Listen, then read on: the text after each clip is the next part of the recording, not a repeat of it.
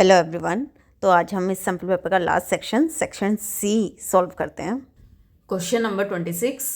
एक car 10 second में 36 kilometre प्रति घंटा से 72 किलोमीटर प्रति घंटा तक त्वरित होती है, इसका त्वरण है। तो बेटा जब हम त्वरण की बात करते हैं तो इसका अगर हम बिल्कुल सिंपल उसमें मीनिंग समझें तो ये क्या होता है, वेग में परिवर्तन। वेग यहाँ पे हम स्पीड भी मान सकते हैं कि किसी एक कार की या किसी भी वाहन की जो स्पीड है पहले कुछ हो रहा है और वो किसी एक टाइम के बाद उसकी स्पीड बदल जाती है। ठीक है, वो ज़्यादा या कम हो जाती है, तब हम बोलते हैं क्या हो रहा है, त्वरण हो रहा है। ठीक है, तो इस क्वेश्चन में हमें क्या दिया है कि पहले उसका वेग, जो प्रारंभिक वेग होता है स्टार्टिंग वाला, उसे हम यू से दिखाते हैं। तो प्रारंभिक वेग उसका क्या है, 36 किलोमीटर पर आवर। और बाद में उसका वेग बदल के कितना हो जाता है, बढ़कर अंतिम वेग को वी से दिखाते हैं, वो 72 किलोमीटर पर आवर। और ये यू से वी 36 किलोमीटर प्रति घंटा से 72 किलोमीटर प्रति घंटा, जब ये वेग बदलेगा तो इसमें कुछ समय भी लगेगा। तो वो समय कितना है, 10 सेकंड। 10 सेकंड में ये जो वेग है वो इतने से इतना हो गया। अब हमें इन्होंने पूछा है कि इसका त्वरण क्या होगा, इस कार का त्वरण हमसे पूछा है। तो त्वरण का फॉर्मूला हमें पता है v माइनस यू बटे में टी, लेकिन यहाँ पे हमने देखा ये हमें किलोमीटर पर आवर में दिया है और टाइम हमें सेकंड में दिया है। तो यहाँ पे हमें ये भी एसआई यूनिट में चेंज करना होगा, मीटर पर सेकेंड। और ये कैसे चेंज करते हैं, 36 किलोमीटर को मीटर में चेंज करना है तो गुणा में 1000, बड़े मात्रक को छोटे में चेंज करते हैं तो गुणा करते हैं। 1 किलोमीटर में कितने मीटर होते हैं, 1000। और नीचे क्या होगा, 1 घंटा, 1 घंटे को सेकंड में बदलोगे तो 1 घंटे में कितने सेकंड होते हैं, 3600। अब इसको देखो, 2 जीरो से 2 जीरो कट हो गई, 36 से 36 कितना हो गया, 10 मीटर प्रति सेकेंड। सेम ऐसे ही हम v को चेंज करेंगे मीटर प्रति सेकेंड में, तो वो हमारा आ जाएगा 20 मीटर प्रति सेकेंड। दोनों वैल्यू हमारे पास आ गई, u हमारा 10 हो गया और v हमारा 20 मीटर पर सेकेंड। v की वैल्यू मैंने डाली 20 माइनस u की वैल्यू 10, और टाइम कितना लग रहा था, 10 सेकेंड। वो हमारे पास पहले से ऐसा यूनिट में है 10। तो 20 माइनस 10 10 10, और ये क्या आ जाएगा, 1। और त्वरण किस में आता है, मीटर पर सेकेंड स्क्वायर। ठीक है, तो इसका ऑप्शन क्या हो जाएगा, option A is correct answer. Next question, question number 27। एक वेग समय ग्राफ में ग्राफ और समय अक्ष के बीच का क्षेत्रफल क्या दर्शाता है। जब हम वेग और समय का ग्राफ ड्रॉ करते हैं, एक्स एक्सिस पे हम क्या दिखाते हैं, समय t, और वाई एक्सिस पे हम दिखाते हैं वेग। और हम देखते हैं कि इस समय पे इतना वेग है तो ये इधर आ जाएगा, अगले इतने समय में इतना वेग हुआ है, तो इस तरीके से ग्राफ ड्रॉ होता जाता है। इस ग्राफ और समय अक्ष के बीच का क्षेत्रफल, फॉर एग्जाम्पल हमें ये 2 पॉइंट के बीच का निकालना है, तो ये वाले पॉइंट से जब हम इस समय अक्ष पे लाइन डालेंगे तो ये वाला जो क्षेत्रफल है ये क्या दर्शाता है, ये हमें दर्शाता है दूरी या फिर विस्थापन, कि वस्तु ये वाले टाइम से ये वाले टाइम के बीच में कितना दूर चली है। जब उसका ये वेग इतना था तो वो कितना चली है, उसने कितनी दूरी तय की है, कितना विस्थापित हुई है, ये हमें पता चलता है। Question number 28। यदि किसी पिंड का संवेग दोगुना कर दिया जाए जबकि उसका द्रव्यमान स्थिर रहे तो उसका वेग हो जाता है। तो इसमें सबसे पहले हम संवेग समझते हैं। जो संवेग होता है, फॉर एग्जांपल कोई भी एक वस्तु है, हमें पता है हर एक वस्तु का कोई ना कोई द्रव्यमान होता है। जो वायु है, वायु में भी द्रव्यमान होता है, और जब वो चल रही होती है तो उसका कुछ ना कुछ वेग भी होगा, उसकी कुछ ना कुछ स्पीड होगी। ठीक है, तब उसमें जो बात आती है, एक और नई क्वांटिटी की बात करते हैं हम, जो है संवेग। संवेग क्या होता है, जो वस्तु चल रही है उसका द्रव्यमान और गुणा में जिस वेग से वो चल रही है, 2 मीटर प्रति सेकंड या जो भी है, ठीक है, उन दोनों को गुणा करते हैं तो हमारे पास संवेग आ जाता है। इधर इन्होंने बोला है तो संवेग को हमने p से दिखाया है, इजिकल्स टू द्रव्यमान m गुणा में वेग v। अब वेग यहाँ पे बदल रहा है, इसलिए मैंने पहले वाले v को लिख दिया v1। ठीक है, जो पहले वेग है। संवेग को हमने दोगुना कर दिया तो मैंने इसे 2 से गुणा कर दिया। यहाँ पे द्रव्यमान उन्होंने बोला है कि वो स्थिर रहता है, वो नहीं बदलता, तो m की जगह हमने सेम m लिखा है, गुणा में वेग उन्होंने हमसे पूछा है कि वो कितना हो जाएगा, तो ये v2 लिख दिया है। वेग बदलेगा तो v2 हो जाएगा। अब यहाँ पे देखो बेटा क्या है, v1 की वैल्यू अगर हम निकाले तो ये m नीचे आ जाएगा, p बटे में m। इधर हम v2 निकालना है हमें कि वो v2 कितना हो जाएगा, तो ये क्या होगा, देखो 2p, ये m नीचे आ जाएगा। ठीक है, और ये हमें पता है p बटे m क्या है, v1। p बटे m इजिकल्स टू v1, तो p बटे में m की जगह हम क्या लिख सकते हैं, v1। तो हमने देखा जो v2 है वो कितना है, v1 का दोगुना। ठीक है, जो वेग है वो क्या हो जाएगा, जो बाद वाला वेग है वो हमने देखा पहले वाला अगर 2 था तो 2 दूनी 4, ये डबल हो गया। ठीक है, तो इसका ऑप्शन क्या हो जाएगा, बी, दोगुना हो जाएगा वेग। क्वेश्चन नंबर 29, जब कोई गेंद एक ऊंचाई से मुक्त पथ में गिरती है तो उसकी कुल यांत्रिक ऊर्जा बढ़ती है, घटती है, स्थिर रहती है या शून्य हो जाती है। जब हम बात करते हैं यांत्रिक ऊर्जा की, ये क्या होता है, गतिज ऊर्जा जमा में स्थितिज ऊर्जा। कोई फॉर एग्जाम्पल बेटा कोई वस्तु है जो इतनी ऊंचाई पे, ये एच हम मान लेते हैं, ये इतनी हाइट पे रखी हुई है, जब ये नीचे गिरती है, ठीक है, तो पहले इसका हमने देखा जब वो ऊपर रखी हुई थी तो इसकी सारी ऊर्जा क्या होती है, जब किसी एक हाइट पे वस्तु रखी होती है तो उसमें जो एनर्जी होती है वो क्या होती है, स्थितिज ऊर्जा। तो इसकी स्थितिज ऊर्जा है, जबकि ये चल नहीं रही है, इसमें कोई गति नहीं है, तो गतिज ऊर्जा क्या हो जाएगी, 0। अब जब ये नीचे गिरेगी तो इसकी हाइट कम होती जा रही है, हाइट कम होगी तो स्थितिज ऊर्जा कम होती जाएगी, लेकिन इसका वेग बढ़ता हुआ जाएगा। और हमें पता है गतिज ऊर्जा क्या होती है, ½ mv²। तो वेग बढ़ेगा तो ये पूरी की पूरी क्या होगा, बढ़ती चल जाएगी। तो हमने देखा स्थितिज ऊर्जा किस में बदलती जा रही है, गतिज ऊर्जा में। आखिरी में जब ये यहाँ आ जाएगी बॉल तो इसकी स्थितिज ऊर्जा h0 हो गया, तो mgh होती है स्थितिज ऊर्जा, तो h0 हुआ तो पूरी क्या हो जाएगी, 0, जबकि इसकी गतिज ऊर्जा क्या हो जाएगी, मैक्सिमम। ठीक है, तो हमने देखा एक ऊर्जा दूसरे रूप में बदल रही है, लेकिन इसकी टोटल जो ऊर्जा होगी, यांत्रिक ऊर्जा, वो क्या रहेगी, सेम रहेगी। अगर यहाँ स्थितिज ऊर्जा 10 जूल थी और गतिज ऊर्जा 0 थी, हम यहाँ पे इस पॉइंट पे देखते हैं कि जो स्थितिज ऊर्जा है वो 6 जूल हो गई है और गतिज ऊर्जा जो है 4 जूल। तो टोटल यहाँ पे भी 10 था, अब 4 और 6 ये भी क्या हो गया, 10। नीचे जब लास्ट में देखेंगे हम देखेंगे स्थितिज ऊर्जा 0 हो गई है और गतिज ऊर्जा 10 जूल, तो यहाँ पे भी क्या है, 10। तो जो स्थितिज ऊर्जा है, कुल यांत्रिक ऊर्जा है, वो क्या रहेगी, स्थिर रहेगी। Option number C is the correct answer. ठीक है, दोनों क्या होते हैं, एक ऊर्जा का रूप दूसरे में बदल जाएगा, लेकिन टोटल यांत्रिक ऊर्जा गतिज प्लस स्थितिज ऊर्जा क्या रहेगा, स्थिर, सेम रहेगा। ठीक है, क्वेश्चन नंबर 30, जब तापमान बढ़ता है तो हवा में ध्वनि की गति, हमें पता है जो ध्वनि की चाल है, स्पीड जो है उसकी, वो तापमान के साथ बढ़ती है घटती है, और इन दोनों में क्या रिलेशन है, तापमान जो होता है वो ध्वनि की चाल के समानुपाती होता है। ये जो हम साइन बनाते हैं समानुपाती का, कि एक चीज़ बढ़ेगी तो दूसरी भी बढ़ती है, तापमान कम होगा तो ये भी कम होगी, तो ये हम बोलते हैं समानुपाती। तो तापमान जैसे जैसे बढ़ेगा ध्वनि की स्पीड भी क्या होगी, बढ़ेगी, और तापमान कम होगा तो ध्वनि की स्पीड भी क्या होगी, चाल जो है वो क्या होगी, कम होगी। तो उन्होंने बोला तापमान बढ़ता है तो ध्वनि की चाल भी क्या होगी, बढ़ेगी। Option number A. ठीक है, क्वेश्चन नंबर 31, निम्नलिखित में से किस तरंग को संचरण के लिए माध्यम की आवश्यकता होती है। हमने जो ध्वनि वाला चैप्टर पढ़ा है उसमें हमने समझा कि जो ध्वनि की तरंग होती है, ठीक है, ध्वनि की जो तरंग होती है उसे एक जगह से दूसरी जगह संचरण के लिए जाने के लिए क्या चाहिए होता है, बीच में माध्यम की ज़रूरत होती है। ये माध्यम जो है वो हवा भी हो सकता है, कोई द्रव भी हो सकता है और ठोस भी हो सकता है, लेकिन अगर कोई माध्यम नहीं होगा तो ध्वनि यहाँ से दूसरी जगह वो सुनाई नहीं देगी। ठीक है, दूसरी तरफ हमारे पास कुछ तरंगें ऐसी होती हैं जिन्हें संचरण के लिए एक जगह से दूसरी जगह जाने के लिए बीच में माध्यम की ज़रूरत होती ही नहीं है। जैसे विद्युत चुंबकीय तरंगें होती हैं, इसमें अलग अलग टाइप की तरंगें होती है। फॉर एग्जांपल प्रकाश तरंगे, रेडियो तरंगे, एक्सरे, जो है हमें तीनों ऑप्शंस में दिए हैं। ये तीनों की तीनों विद्युत चुंबकीय तरंगे हैं। इन्हें एक पॉइंट से दूसरे पॉइंट पर जाने के लिए माध्यम की आवश्यकता नहीं होती है। तो इसमें ऑप्शन नंबर क्या हो जाएगा, जो सी है हमारा ऑप्शन, वो सही आंसर है। ध्वनि तरंगे, इन्हें एक पॉइंट से दूसरे पॉइंट पे जाने के लिए क्या चाहिए होता है, बीच में माध्यम की आवश्यकता होती है। अगला प्रश्न हमारा अभिकथन और कारण वाला है, क्वेश्चन नंबर 32।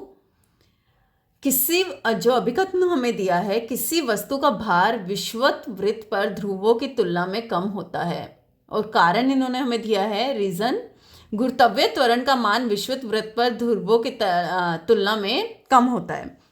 अगर हम पृथ्वी की बेटा शेप देखें तो वो पूरा स्फेयर नहीं है, पूरे वो गोल नहीं है, वो इस तरीके से ध्रुव पे से क्या है, इस तरीके चपटी हो रखी है। ठीक है, तो चपटी होने के कारण क्या है, अगर हम इसके बीच वाले पॉइंट से देखें तो ये वाली जो इसकी दूरी है ये इस दूरी से क्या है, थोड़ा कम है ये वाली, ठीक है।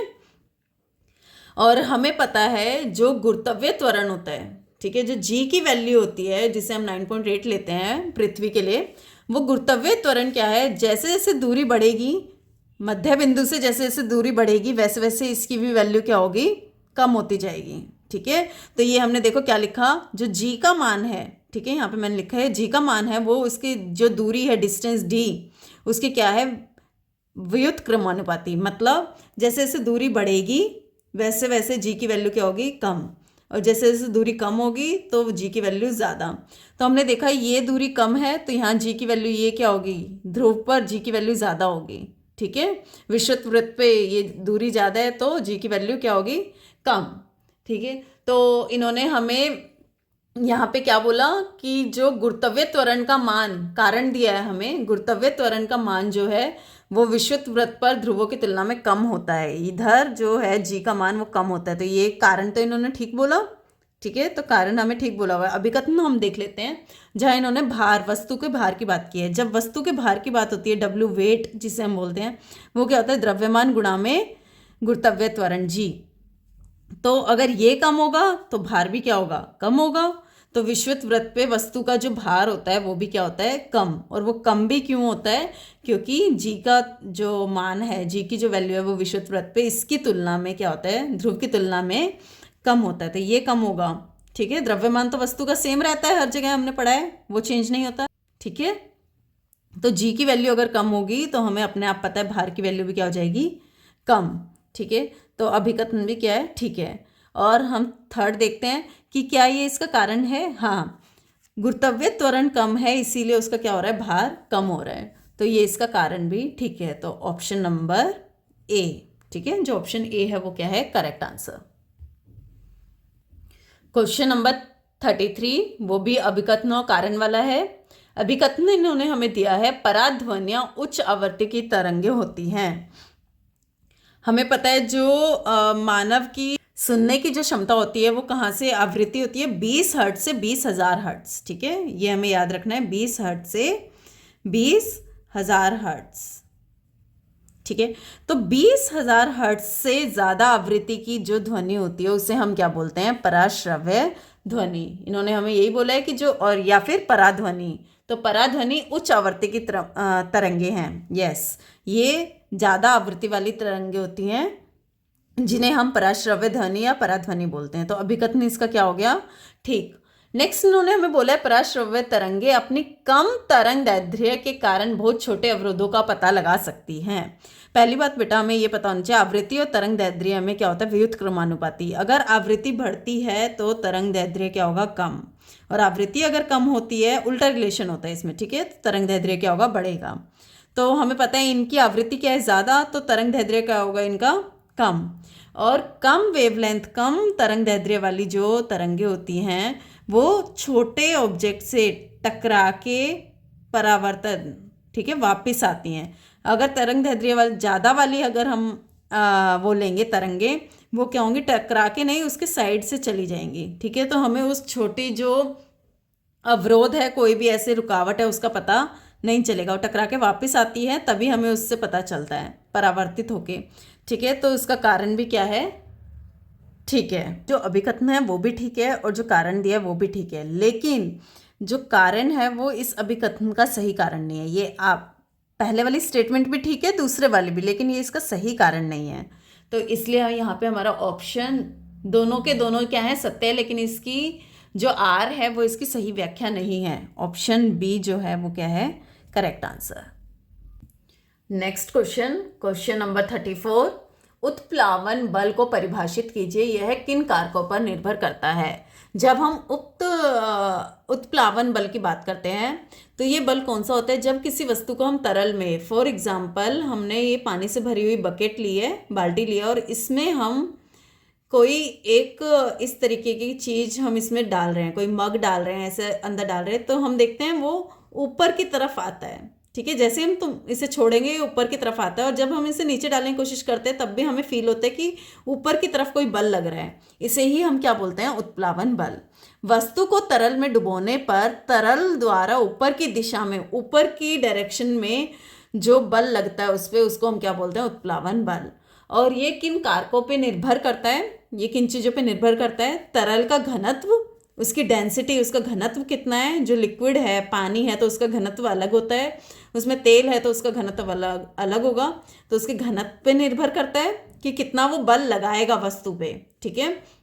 और वस्तु द्वारा हटाए गए तरल का भार, जब हम ये मग को इसमें डालेंगे तो कुछ पानी हटेगा, तभी ये नीचे आएगा, इस जगह आएगा, तो इधर का जो पानी है वो हटेगा। तो वो जो जितना पानी हट रहा है उसका भार है, उस पर भी निर्भर करता है। जितना ज़्यादा पानी हटाएगा उतना ज़्यादा भार होगा, और उतना ही ज़्यादा उस पर क्या लगेगा, ये बल, ठीक है। तो ये इन दो चीज़ों पे क्या करता है, निर्भर करता है, उत्प्लावन बल। क्वेश्चन नंबर 35, उसमें हमें दो पार्ट दिए हैं, ए एंड बी। पहले ए देख लेते हैं। एक ध्वनि तरंग की आवृत्ति 256 हर्ट्ज है और तरंग दैर्ध्य 1.3 मीटर है, इसके वेग की गणना कीजिए। बहुत ही सिंपल क्वेश्चन है। आवृत्ति हमें दे रखी है, तरंग दैर्ध्य हमें दे रखा है। ये फॉर्मूला हमें याद होना चाहिए, जो तरंग का वेग होता है, ठीक है, वो तरंग दैर्ध्य और आवृत्ति के गुणनफल के बराबर होता है। इन दोनों को गुणा करेंगे तो हमारे पास वेग आ जाएगा। तो ये दोनों वैल्यू हमें दे रखी है, तरंग दैर्ध्य 1.3 और आवृत्ति 256 हर्ट्स। और ये भी देख लेना है कि ये दोनों एसआई मात्रक में होना चाहिए। आवृत्ति हम हर्ट्स में निकालते हैं, तरंग दैर्ध्य मीटर उसका एसआई मात्रक है। ये दोनों हमें एसआई मात्रक में दे रखे हैं, तो बदलना भी नहीं है इन्हें। इन दोनों को गुणा किया तो हमारा आंसर आ गया 332.8। अब ये क्या है, वेग। वेग और चाल स्पीड की जो मात्रक होता है वो हमें पता है क्या होता है, मीटर प्रति सेकंड। तो ये इसका आंसर हो गया, ठीक है। नेक्स्ट इसके बी पार्ट को हम देखते हैं। ध्वनि के बहुल परावर्तन के कोई दो उपयोगों की सूची बनाएं। जब ध्वनि, यहाँ पे नाम आ रहा है बहुल परावर्तन, बार बार, बहुल मतलब बहुत बार, परावर्तन, ध्वनि जब बार बार टकरा के उसका क्या होता है, परावर्तन होता है, तो उसके कोई दो उपयोग जो हम यूज़ करते हैं वो हमें बताने हैं। तो फर्स्ट मैंने यहाँ पे लिखा है लाउड स्पीकर, हॉर्न या शहनाई। इन यंत्र में क्या होता है, ये यंत्र इस प्रकार बनाए जाते हैं, इनकी जो आगे की शेप होती है वो ऐसे कोंश, जो शंकु होता है मैथ्स में पढ़ा है, उस शेप के होते हैं। इस शेप के कारण इसमें क्या होता है, ध्वनि तरंग बार बार परावर्तित होकर एक ही दिशा में आगे बढ़ती है। यहाँ पे हम देखो, यहाँ पे मैंने समझाने की कोशिश की है। अगर ध्वनि यहाँ पे प्रोड्यूस हो रही है, यहाँ पे ध्वनि बन रही है, तो वो ध्वनि क्या होगा, ऐसे यहाँ इससे टकराई इधर, फिर ये ऐसे बार बार इसका क्या हो रहा है, परावर्तन, और ये एक ही दिशा में जाएगी। ये अलग अलग दिशाओं में जाके ये क्या है, इस ध्वनि की जो वो इंटेंसिटी है, प्रबलता है, वो कम नहीं होगी। तो वो एक ही दिशा में जाती है, तभी वो हमें तेज भी सुनाई देती है, ठीक है। तो इसमें यूज़ करते हैं हम। दूसरा, स्टेथोस्कोप, जो डॉक्टर अपने गले में रखते हैं, वो स्टेथोस्कोप में रोगी की हृदय की धड़कन, ध्वनि, जो धड़कन की ध्वनि होती है वो बहुत ही धीरे होती है, तो वो भी जब बार बार परावर्तित होकर डॉक्टर के कान तक पहुंचती है तो उन्हें वो सुन पाते हैं, ठीक है। तो मेन जो कारण है वो क्या है, बार बार परावर्तन होने के कारण वो एक ही दिशा में रहती है, ठीक है। ये ध्वनि एक ही दिशा में जाएगी, सभी दिशाओं में नहीं फैलती है, एक ही दिशा में जाती है। तो वो ध्वनि क्या है, अच्छे से सुनाई देती है डॉक्टर को जब वो स्टेथोस्कोप में उसे सुनते हैं। Next question, question number 36। एक दूरी समय ग्राफ की ढलान क्या दर्शाती है? हम इससे एक समान और असमान गति की पहचान कैसे कर सकते हैं? पहले हम दूरी समय ग्राफ को समझ लेते हैं। जो दूरी होती है वो हम वाई एक्सिस पे, वाई अक्ष पे दिखाते हैं, और जो समय होता है वो हम हमेशा एक्स अक्ष पे दिखाते हैं, ठीक है। फॉर एग्जाम्पल, जैसे मैंने यहाँ ड्रॉ किया है, ये हमें सेकंड में दिखाया है, दूरी मीटर में, तो 5 सेकंड में मैं आगे पॉइंट लेके गई, ये कितना है, 10 मीटर चला है। अगला बोलता है 10, अगले 5 सेकंड में वो कितना चलता है, 10 मीटर और चलता है। तो इस तरीके से हम ये डॉट ड्रॉ करते हैं और इन डॉट्स को कनेक्ट कर देंगे तो ये ग्राफ ड्रॉ हो जाएगा। तो दूरी समय ग्राफ की ढलान, जो ये ग्राफ है, ये ढलान क्या दिखाती है, वस्तु की चाल दिखाती है, ठीक है। इससे हम चाल, इसकी स्पीड निकाल सकते हैं। अब इसमें एक समान गति से या असमान गति, मतलब जो चाल है उसकी वो बदल रही है या समान रह रही है। जब वो चाल सेम रहेगी तो वो क्या हो जाएगा, एक समान गति, और जब चाल बढ़ रही है, घट रही है, तो वो क्या हो जाएगा, असमान गति। तो उसको हम कैसे पता लगाएंगे ग्राफ से? तो एक समान गति के लिए दूरी समय ग्राफ एक सरल रेखा होती है, वो जो होती है वो रेखा जो हमें मिलेगी स्ट्रेट लाइन मिलेगी, ठीक है। अगर ये स्ट्रेट लाइन है दूरी समय ग्राफ की, तो ये क्या हो जाएगी, एक समान गति, क्योंकि हम देख रहे हैं ये 5 सेकंड में वो कितना चली है, 10 मीटर, अगले 5 सेकंड में वो कितना चला है, 10 मीटर, अगले 5 सेकंड में, तो हर एक सेम समय में हम देख रहे हैं कि वो समान दूरी चल रहा है, तो ये हो जाएगा एक समान गति। ये इसमें ध्यान रखना है, ये सीधी लाइन होती है। जबकि जब हम असमान गति की बात करते हैं तब ये लाइन हमें सीधी नहीं मिलती है। दूरी असमान गति के लिए दूरी समय ग्राफ वक्र रेखा होता है, ये इस तरीके से कर्व होगा, ये सीधा नहीं होगा, तो इसे हम देखकर ही पता लगा लेंगे वो क्या होगा, असमान गति। ठीक है। क्वेश्चन नंबर 37, आर्किमिडीज का सिद्धांत बताइए, इसके 2 अनुप्रयोगों का उल्लेख कीजिए। इस सिद्धांत के अनुसार, जो आर्किमिडीज ने सिद्धांत दिया था, जब किसी वस्तु को किसी तरल में पूर्ण या आंशिक, मतलब या तो पूरे तरीके से डुबो दिया जाता है या फिर उसे आंशिक थोड़ा डुबोया जाता है। जैसे हमने पहले एग्जांपल लिया था, एक बाल्टी में जब हम मग डाल रहे हैं तो या तो उसे पूरा हमने इसके अंदर डाल दिया या फिर कुछ उसका पार्ट अंदर डाला है, तो वह ऊपर की दिशा में एक बल का अनुभव करती है। तो उसमें ऊपर की दिशा में, अभी हमने पहले वाले क्वेश्चन में भी देखा था, वो ऊपर की दिशा में उस पर एक बल लगता है जो वस्तु द्वारा हटाए गए तरल के भार के बराबर होता है। जब ये मग में इसके अंदर इधर आएगा तो जितना पानी साइड में जाएगा, हटेगा, उसका कुछ ना कुछ भार होगा। ठीक है, 4 न्यूटन 5 न्यूटन भार हम न्यूटन में निकालते हैं, तो उसका जो भार होगा उसके बराबर ही उस पर क्या लगेगा, बल। अगर 5 न्यूटन भार है इस पानी का जो साइड में हुआ है, तो उस पर 5 न्यूटन का बल ही ऊपर लगेगा। ये क्या बोलता है, आर्किमिडीज का सिद्धांत। ठीक है। इसका अनुप्रयोग हम डेली लाइफ में कहाँ पे देख रहे हैं, जलयानों और पनडुब्बियों के डिज़ाइन बनाने में काम आता है। जो ये जलयान होते हैं, शिप वगैरह होती है, इनकी जो शेप बनाई जाती है वो इस तरीके से बनाई जाती है ताकि वो ज़्यादा से ज़्यादा पानी क्या करे, साइड में करे, ताकि उन पर बल लगे ऊपर की दिशा में और वो अच्छे से तैर पाएँ। इसी तरीके से हमारे पास दुग्ध मापी होता है, जो दूध के किसी नमूने, मतलब दूध हमें कोई सैंपल मिला है, उसमें देखना है उसकी शुद्धता कितनी है, उसमें कितना पानी मिक्स हो रखा है, तो वो देखने के लिए भी हम क्या करते हैं, ये वाले जो दुग्ध मापी होता है वो भी इसी सिद्धांत पे बना होता है, आर्किमिडीज के सिद्धांत पे। ठीक है। नेक्स्ट क्वेश्चन, क्वेश्चन नंबर 38, एक क्रिकेट खिलाड़ी एक तेज गति से आती हुई गेंद को पकड़ते समय अपने हाथों को पीछे खींचता है। यदि वह अपने हाथों को पीछे खींचे बिना गेंद को अचानक रोकने की कोशिश करता है तो उसके हाथ की हथेली में चोट लग सकती है।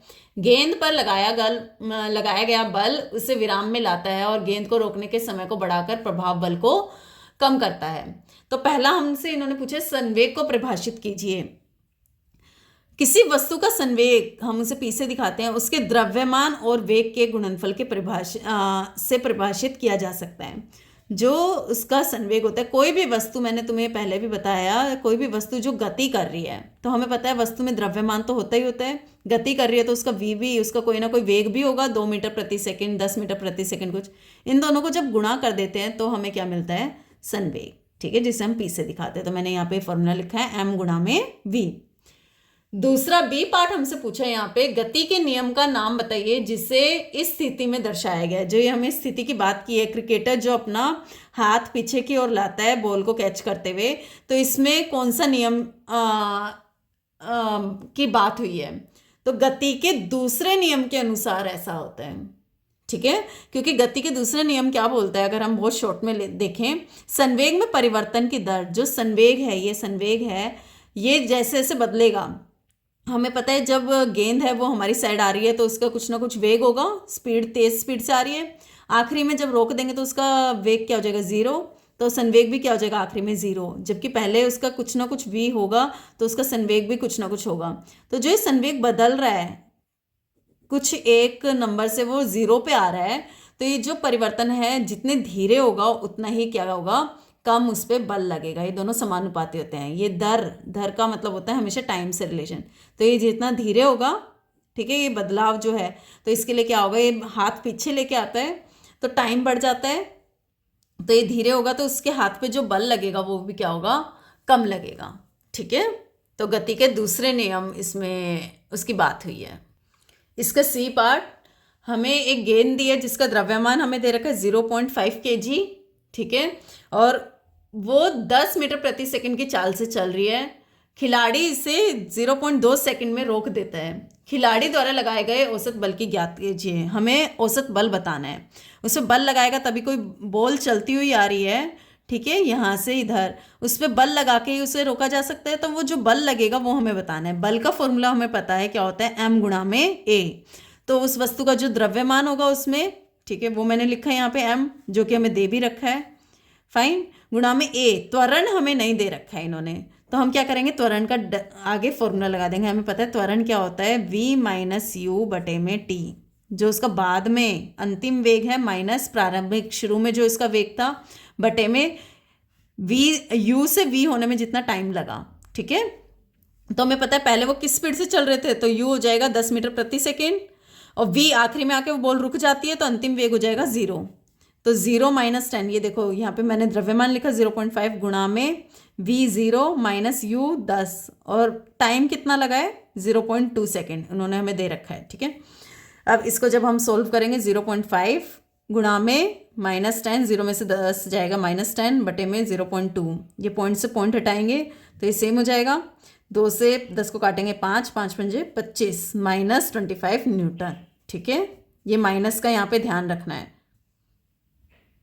इसका लास्ट ऑप्शन डी, 3 kg द्रव्यमान का एक पिंड के 4 मीटर प्रति सेकंड वेग से गतिमान है, इसका संवेग ज्ञात कीजिए। हमें यहाँ पे संवेग निकालना है। संवेग का अभी हमने फॉर्मूला देखा था, m गुणा में v। हमें इन्होंने द्रव्यमान भी दे रखा है और v उसका वेग भी दे रखा है, तो इन दोनों को बस गुणा कर देंगे, 4 × 12, ठीक है, 12। और हमें देखो द्रव्यमान का क्या होता है ऐसे मात्रक kg, और वेग का मीटर प्रति सेकंड, तो इसका ये हमें याद करने की भी जरूरत नहीं है, ऐसे हम इसको समझ सकते हैं, ठीक है। तो इसका आंसर हो जाएगा 12 किलोग्राम मीटर प्रति second. Next question, question number 39। इसके भी 2 पार्ट हैं, ए और बी, और दोनों में अलग अलग आगे उसके भी डिफरेंट पार्ट्स हैं। तो ए पार्ट की हम बात करते हैं, ए के फर्स्ट पार्ट की। 1 जूल कार्य को परिभाषित कीजिए। अगर हम कार्य की बात करते हैं जिसे हम वर्क बोलते हैं इंग्लिश में, तो ये W लिखा है मैंने, उसका फॉर्मूला क्या होता है, वस्तु पे लगाया गया बल गुणा में, जब हम उसमें बल लगाएंगे, ठीक है, कोई भी वस्तु है इस पे जब हमने बल लगाया F, कोई भी कितना भी न्यूटन का, तो ये आगे विस्थापित होगी। तो विस्थापन को इससे हमने किससे दिखाया है, S से। तो उन्होंने बोला 1 जूल, और जो वर्क आता है, ठीक है, जो कार्य होता है वो किस में निकालते हैं हम, जूल में। ऊर्जा और जो कार्य है दोनों किस में निकाले जाते हैं, जूल में। तो उन्होंने बोला 1 जूल को परिभाषित कीजिए। इसे याद करने की बेटा बिल्कुल जरूरत नहीं है, इसे हम देख सकते हैं इस फॉर्मूले से। ये 1 जूल कब आएगा, जब इसकी भी वैल्यू 1 होगी और इसकी भी, तो 1 गुणा में 1 हमारे पास ये आ जाएगा। तो देखो यहाँ पे 1 जूल किसी वस्तु पर किए गए कार्य की वह मात्रा है जब 1 न्यूटन का बल वस्तु को बल की क्रिया रेखा जहाँ बल लगाया गया उसी दिशा में 1 मीटर विस्थापित कर दे, तो हम उसे बोलेंगे 1 जूल कार्य किया गया है। सेकेंड पार्ट इसका, किसी वस्तु की गतिज ऊर्जा के लिए व्यंजक लिखें। गतिज ऊर्जा का हमें फॉर्मूला लिखना है, हमें याद है ये 1/2 गुणा में द्रव्यमान गुणा में v², ठीक है। और ये तीनों चीज़ें बता देंगे हम। E के काइनेटिक एनर्जी बोलते हैं गतिज ऊर्जा को इंग्लिश में, तो काइनेटिक एनर्जी, इसलिए ये E के गतिज ऊर्जा, m द्रव्यमान और v क्या हो जाएगा, वेग। इसका हम थर्ड पॉइंट देखते हैं, ऊर्जा संरक्षण का नियम बताइए। बहुत इजी है ये नियम। ऊर्जा केवल एक रूप से दूसरे रूप में रूपांतरित हो सकती है, ना तो इसकी उत्पत्ति होती है, ठीक है, यहाँ ये 3 वर्ड इंपॉर्टेंट है, और ना ही इसका क्या होता है, विनाश।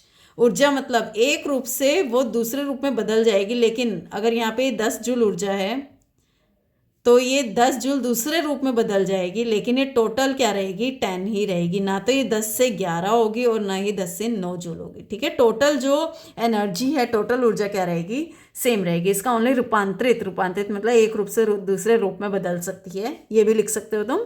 और ना ही इसकी उत्पत्ति होती है और ना ही इसका विनाश होता है। ये कम भी नहीं होगी और ज़्यादा भी नहीं होगी। इसके 4th पॉइंट पे आ जाते हैं हम। शक्ति को परिभाषित कीजिए और इसका ऐसा ही मात्रक लिखिए। कार्य करने की दर मतलब जो कार्य है, ठीक है, अभी हम कार्य के बारे में पढ़ रहे थे। कोई काम हो रहा है, 10 जूल अगर कार्य करना है, वो कितनी जल्दी हो रहा है। कोई व्यक्ति इसे 2 सेकंड में कर रहा है और दूसरा व्यक्ति वही सेम 10 जूल कार्य को 5 सेकंड में कर रहा है, ठीक है। तो ये हम काटेंगे तो क्या आ जाएगा, 5 आ गया नंबर, और ये कितना आ गया, 2। इसका मात्रक होता है वॉट, ठीक है। तो हमने देखा ये कम टाइम में कर रहा है, तो इसका मतलब इसकी जो शक्ति है वो क्या है, ज़्यादा है। इसे हम समय से भाग कर देते हैं कि जो कार्य हो रहा है वो सेम है लेकिन कम समय में हो रहा है, इसका मतलब उसमें शक्ति ज़्यादा है, उसमें पावर, इसे इंग्लिश में क्या बोलते हैं, पावर।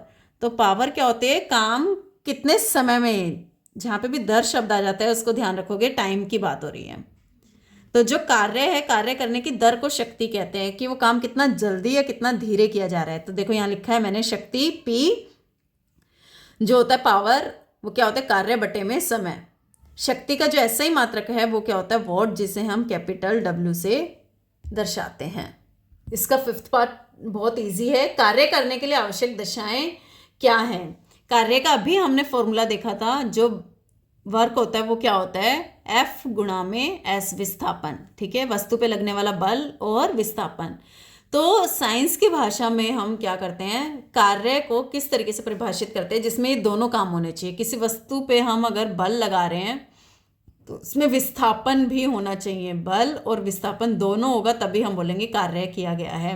तो वस्तु पे लगने वाला बल, ठीक है, ये इंपॉर्टेंट है, और बल लगने पर वस्तु का विस्थापन भी होना चाहिए। अगर हम किसी वस्तु पे बल लगा रहे हैं और लेकिन वो विस्थापित नहीं कर रही है तो कार्य किया गया कार्य क्या हो जाएगा, 0, ठीक है। तो ये दोनों चीजें क्या हैं, आवश्यक है, उस पर बल लगना और उसका विस्थापन।